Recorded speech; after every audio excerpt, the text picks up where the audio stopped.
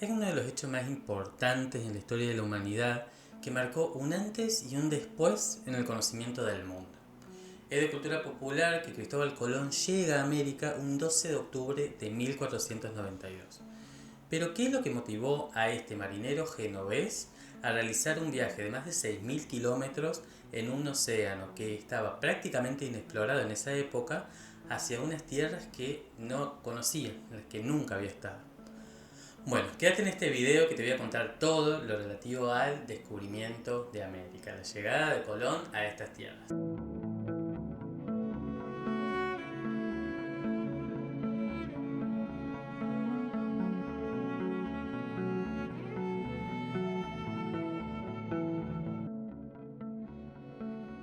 Bueno, antes de arrancar con la información propia de este video, tenemos que remitirnos a esto que pasa todos los años. Es el debate sobre si la llegada de Colón a América fue efectivamente un descubrimiento o no. La cuestión es que hay varias posturas, pero casi todas se pueden resumir en dos. Una es que sí, efectivamente fue un descubrimiento, ya que cuando Colón llega a América, el resto del mundo no sabía que existían estas tierras y los habitantes de estas tierras tampoco sabían que existían otras partes del mundo. Entonces, en base a eso, sí, podemos considerar que fue un descubrimiento. Sin embargo, los que dicen que no fue un descubrimiento, consideran que Colón, cuando llega a América, llega a unas tierras que ya estaban habitadas hace 30.000 años aproximadamente antes de que él pise América. Eso es por los primeros nativos que empezaron a poblar esta región. Y además, Colón ni siquiera fue el primer europeo, ya que habían llegado a América un grupo de vikingos que incluso hicieron un asentamiento unos 400 años antes de la llegada de Colón. Entonces, esto trasciende muchas veces, llega hasta ser violento, donde hay rotura de estatuas de Colón, manifestaciones y cosas así. Pero bueno, esto es el planteo que se da todos los años, cada uno puede optar por lo que quiera. Lo cierto es que hoy día los libros de historia siguen tratando, por lo menos varios, este tema como el descubrimiento de América. Por eso este video se llama así. Pero bueno, haya sido descubrimiento o no, la cuestión es que para entender cómo es posible que se haya dado este viaje tenemos que remitirnos a un tiempo antes y hablar tanto antes como el Imperio Romano. Este imperio, que fue uno de los más grandes de la historia de la humanidad, que llegó a abarcar toda Europa, el norte de África y parte de Asia, llegó un momento que se hizo bastante difícil de controlar, de administrar y de defender de los pueblos bárbaros. Entonces, hacia el año 395 después de Cristo, se decide dividirlo en dos: el Imperio Romano de Oriente y el Imperio Romano de Occidente. El Imperio Romano de Occidente, con capital en Roma, no va a durar mucho más, no va a durar ni 100 años, ya que para el año 476 cae, y eso da paso a la Edad Media y a los distintos reinos que se van a formar en Europa. Sin embargo, el Imperio Romano de Oriente, con capital en Constantinopla, va a durar prácticamente 1000 años más, un milenio. Pero va a terminar cayendo, como todo imperio, hacia el año 1453 en manos de los turcos otomanos, que eran musulmanes.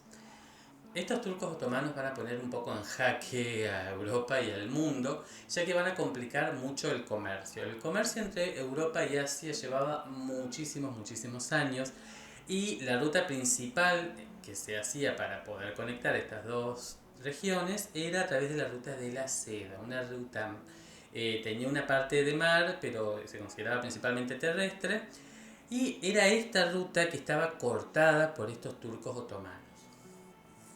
La cuestión es que los turcos otomanos se empiezan a poner cada vez más trabas, se empiezan a aumentar impuestos y es hasta inseguro poder cruzar esta ruta para establecer el comercio con Asia. Pero los europeos traían varios productos desde ahí, en donde destacaban, por ejemplo, las especias. Las especias se utilizaban, además de condimentar alimentos, de darles sabor y también de conservarlos, hasta en farmacia eran utilizados. La cuestión es que estas especias eran sinónimo de riqueza. El que tuviera especias era rico y tenía mucho dinero, mucho capital. Entonces, los reinos europeos empiezan a pensar nuevas rutas para poder llegar a Asia. Todo lo que es el siglo XV, el año de 1400 al 1500, está marcado por estos descubrimientos, por estas exploraciones marítimas. Y los reinos que más se destacan en esto son los reinos de Portugal y España. Es así que en este salir a buscar y salir a explorar nuevos territorios, España llega a las Islas Canarias en el año 1402 y Portugal llega a Madeira en el 1418, territorios de ultramar. La cuestión es que cada uno intenta por su lado. Por ejemplo, Portugal empieza a querer llegar a Asia bordeando la costa de África. Es así, por ejemplo, que en el 1488 es así que en el año 1488 llegan al Cabo de Buena Esperanza y en el 1498 Vasco de Gama logra llegar a la India, a Asia, habiendo bordeado toda África en un viaje extraordinario que después lo vamos a ver en otro video. Pero la cuestión es que es en este contexto de búsquedas, de viajes y de encontrar nuevos territorios que empieza a aparecer Cristóbal Colón.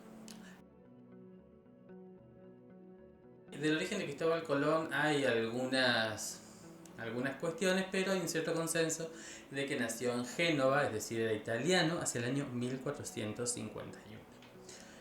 La cuestión es que Colón en su vida adulta se radica en Lisboa y empieza a participar de estos viajes marítimos que realizan los portugueses por la mar Océana, por parte de la mar Océana, es decir, el océano Atlántico.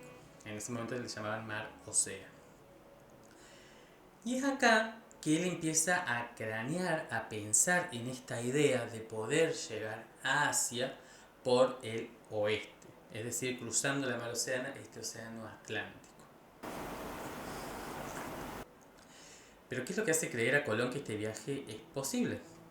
Bueno, primero que todo, él es un convencido de la esfericidad de la Tierra. Sobre la esfericidad y sobre la creencia de la esfericidad de la forma de la Tierra, hay un cierto debate entre los historiadores que lleva bastante tiempo, pero hoy día hay un consenso en afirmar que la creencia de la Tierra plana es más un mito que una realidad. Cualquier persona que en esa época tuviera un mínimo de educación sabía que la Tierra no era plana, sino que era redonda, que era esférica. Pero bueno, la cuestión es que Colón estaba convencido de esto. Y el tema es qué tan grande es esta Tierra para poder calcular la distancia que se tiene que realizar, se tiene que recorrer para llegar a Asia por el oeste. La cuestión es que Colón empieza a pensar en esto y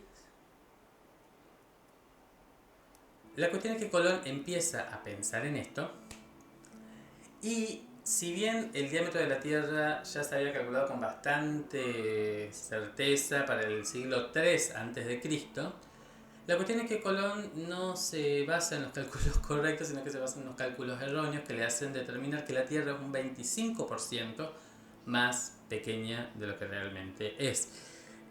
La cuestión es que la Tierra tiene aproximadamente 40.000 kilómetros de diámetro y Colón estimaba que tenía alrededor de 30.000. Esto le hace cometer unos errores garrafales en cuanto a distancias.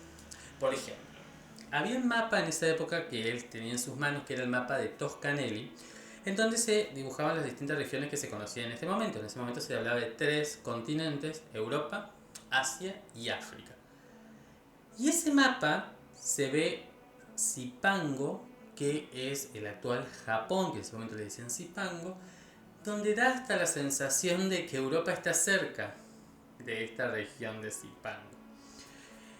Entonces, con los cálculos de Colón, Colón empieza a calcular esto y llega a la conclusión de que Europa y Zipango está alrededor de 4.500 kilómetros, algo de 750, 800 leguas, que son 4.500 kilómetros, cuando en realidad son 19.000, aproximadamente 19.000 kilómetros lo que separan Europa de Japón, y con América en el medio a unos 6.500 kilómetros. Así que los cálculos de Colón estaban completamente errados. Sumando a esto, él había leído varios libros, obviamente era un marinero bastante experimentado, y había leído uno en particular que era el libro de las maravillas de Marco Polo, de su viaje, donde había estado por China, Mongolia, la India, y describía Zipango, es decir, Japón, estas tierras de las cuales pretendía llegar Colón, a pesar de que nunca estuvo, pero sí las describió bastante bien. Entonces, con toda esta información y que él empieza a pensar en esto, y además él estando en Madeira, por ejemplo, empezó a notar ciertos comportamientos en el clima y en el mar. Por ejemplo, notaba que cuando venían vientos del oeste, traía cierta vegetación que no era característica de la isla en la que estaba. Se hablaba también de palos tallados, de ciertas cosas que a él le hacían pensar en esto. Entonces, con todo esto, Colón empieza a pensar que este viaje es completamente posible. Entonces empieza a buscar financiamiento.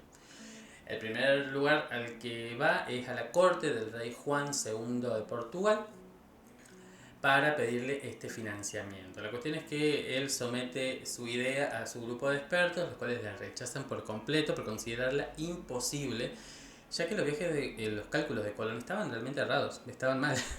Entonces, si no se cumplía lo que decía Colón y se basaban en los cálculos que eran correctos, estas tierras estaban muchísimo más lejos y no había provisión posible que hiciera que lleguen a su destino. Iba a ser un viaje extremadísimamente largo y estaban realmente en peligro de morir en alta mar. Así que la cuestión es que esta corte rechaza el pedido de Colón. Pero Colón no se rinde, entonces se traslada al vecino reino de Castilla. El pedido de Juan II fue en el año 1485 y en enero de 1486, bueno, se traslada a Castilla. Gata, basta. Mira. Bueno, se traslada a Castilla y empieza a tomar contacto con unos monjes del monasterio de la Rábida. Y bueno, empieza a hacer contactos hasta que logra tener una audiencia con la reina Isabel de Castilla. Le cuenta su idea, la reina aparentemente se muestra entusiasmada por lo que está oyendo, pero al ponerlo a consideración de su grupo de expertos vuelven a rechazar la idea, por lo mismo considerarla completamente imposible. Esto fue hacia el año 1486. Colón, en el transcurso que pasa entre que le propone su idea, entre Juan II, la reina Isabel, y entre que se la aprueban finalmente, pasan bastantes años, en donde es criticado, desprestigiado, hasta humillado en varias veces porque su idea es realmente imposible, pero él insiste y hasta se lo da a conocer a algunos nobles de la época, pero finalmente, en el 1492, los Reyes Católicos, un año muy agitado en España, después vamos a ver otros videos donde vamos a explicar por qué, realmente le dan finalmente el ok y le dan el financiamiento de lo que se necesita para poder realizar este viaje. Es así que un 17 de abril de 1492 se firman las capitulaciones de Santa Fe, donde se da este acuerdo entre los Reyes Católicos y Colón, y se pone en marcha el buscar las naves, la tripulación, lo necesario, las provisiones para poder realizar este viaje. La cuestión es que él consigue naves, consigue las provisiones, pero lo que más le estaba costando conseguir era una tripulación que lo acompañe, lo cual era bastante lógico. Imagínense, vino un extranjero con una idea completamente descabellada, que tardó años en que se la aprueben, a lanzarse a un océano que no había sido explorado antes e ir a unas tierras que no se sabía si iba a poder llegar y que había altas probabilidades de que fallezcan en el mar por falta de suministros. La cuestión es que obviamente le costó mucho, incluso Colón consideró hasta recurrir a encarcelados para completar su tripulación, pero bueno, esto finalmente no fue necesario porque Colón logra convencer de alguna manera a los hermanos Pinzón, principalmente a Martín Alonso Pinzón. Los hermanos Pinzón eran unos marineros con bastante reconocimiento y bastante prestigio en la zona, y es gracias a su ayuda y a su intervención que él logra convencer a algunos marineros que lo acompañen y logra completar su tripulación y las naves que necesita para poder realizar este viaje. Es así que un 3 de agosto de 1492 finalmente se inicia este viaje hacia lo desconocido, literalmente, en donde parten los hermanos Pinzón, Colón, una tripulación de entre 90 y 100 personas, no se sabe exactamente cuántos fueron, y dos carabelas, la Niña y la Pinta, y una nao que es una embarcación más grande, más difícil de maniobrar aparentemente, la Santa María. Entonces parte esta tripulación. La primera parada la tienen en las Islas Canarias, en donde se quedan hasta el 6 de septiembre, donde vuelven a embarcar rumbo hacia lo desconocido. Este viaje pasaron varias cosas. La cuestión es que el 14 de septiembre aparentemente algunos miembros de la tripulación divisan aves, y el 16 de septiembre entran en lo que es el Mar de los Sargazos. El Mar de los Sargazos es una zona bastante grande de miles de kilómetros cuadrados en medio del Océano Atlántico, muy caracterizada por la presencia de algas, también hay juncos, ramas y una zona bastante tranquila. Seguramente esto, la presencia de aves y la presencia de esta vegetación hizo creer a Colón que estaba cerca de tierra firme. Sin embargo, nada más cerca de esto, pasaron los días y no llegaban a tierra. Aproximadamente el 6 de octubre empiezan a darse cuenta de que han transcurrido bastante más de lo que Colón tenía previsto. Colón pensaba que en 750, 800 leguas iban a llegar a Zipango, a alguna isla. Ya habían pasado más de 900 leguas y no habían llegado a ningún lado. Es entonces donde empiezan los amotinamientos, empiezan los problemas con la tripulación, que son apaciguados por los hermanos Pinzón, pero hacia el 10 de octubre la tripulación completamente cansada y completamente preocupada de que no lleguen a ningún lado, manifiestan y llegan a un acuerdo en el cual, si en los próximos días no se llegaba a algún lugar específico, iban a volver. Por suerte esto no pasó, en teoría por suerte, ya que el 12 de octubre se escucha el famoso grito de Rodrigo de Triana de tierra a la vista. Habían llegado a tierra. Entonces llegan formalmente a América. Llegan a una isla de las Antillas, a una isla de las Bahamas, no se sabe exactamente cuál, pero era una isla que los nativos la llamaban Guanajaní, que Colón bautiza como San Salvador. Pero lo que sí se sabe es que estaba en las Bahamas, muy probablemente. Es acá donde se produce el primer encuentro entre los nativos y los europeos. Este pueblo nativo era el pueblo lucayo o taíno, un pueblo aparentemente pacífico y con una sociedad agraria relativamente avanzada. Y se ponen en contacto con Colón. Colón empieza, primero lo que hace es tomar posesión de las tierras de forma formal en nombre del rey. Toma posesión de las tierras en nombre de los reyes católicos. Y es aquí en donde Colón empieza a notar ciertas cosas. Primero se da un intercambio comercial, en donde Colón y su tripulación le dan ciertas baratijas, cosas sin mucho valor, y ellos, los nativos, responden con cosas, con aves, con cierta comida. Y Colón nota dos cosas. Primero, que tienen algunas cosas de oro, algunos instrumentos, algunas piedras de oro. Y en esa isla no había un yacimiento grande de oro, entonces empieza a pensar que hay un lugar donde sí, haya oro y que lo han conseguido en base a un intercambio. Y por otro lado, en base a la pasividad que tenía el pueblo locayo, el pueblo taíno, incluso lo manifiesta en su diario, que es un pueblo totalmente esclavizable, así de triste como suena. Pero bueno, se da este intercambio, Colón recorre otras islas de las Bahamas, llega a Cuba y luego llega a La Española, la actual República Dominicana. Es acá en donde un 25 de diciembre de 1492 la nao Santa María sufre un naufragio y con los restos de esta embarcación se hacen un fuerte, el fuerte de la Navidad, por la fecha en la cual se produce este naufragio. ¿Qué es lo que pasaba? Como esa nave era la más grande, los marineros que estaban en esa nave no podían ser absorbidos por las otras naves, por las otras carabelas. Entonces tuvieron que quedarse un poco obligados en América, en ese fuerte de la Natividad.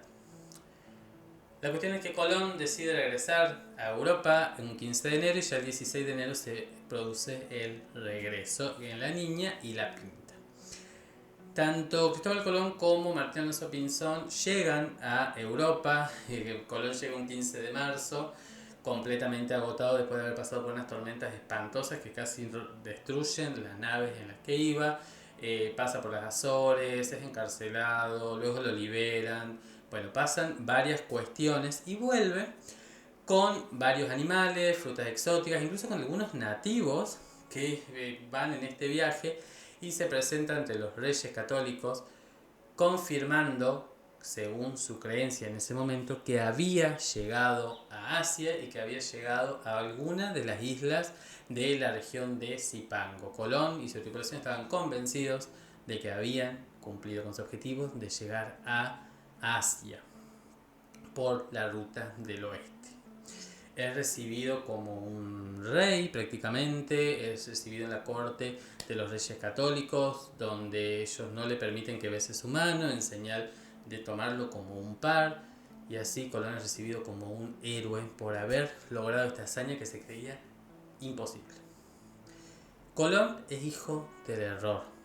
Todos sus cálculos estaban absolutamente equivocados y él creyó toda su vida, por lo menos es lo que se tiene en registros, después vamos a hablar de esto en otro video, él aparentemente creía efectivamente que había logrado llegar a Asia y aparentemente, por lo menos no dejó escrito otra cosa, murió convencido y sin saber que había descubierto un nuevo continente y que había abierto en este primer viaje una puerta para que todo el mundo, para que Europa llegue a esta parte, a tomar posesión de forma justa o injusta de estas tierras. Bueno chicos, esto ha sido todo en este video. Les quiero agradecer porque lo hayan visto, espero que les haya gustado. Por favor déjenme en los comentarios si les gustó, si no les gustó, qué podemos mejorar. Es un canal muy nuevito, así que tiene este video y ahora voy a subir algunos más, pero la idea es dar y difundir un poco la historia. Así que muchísimas gracias, los espero en el próximo video.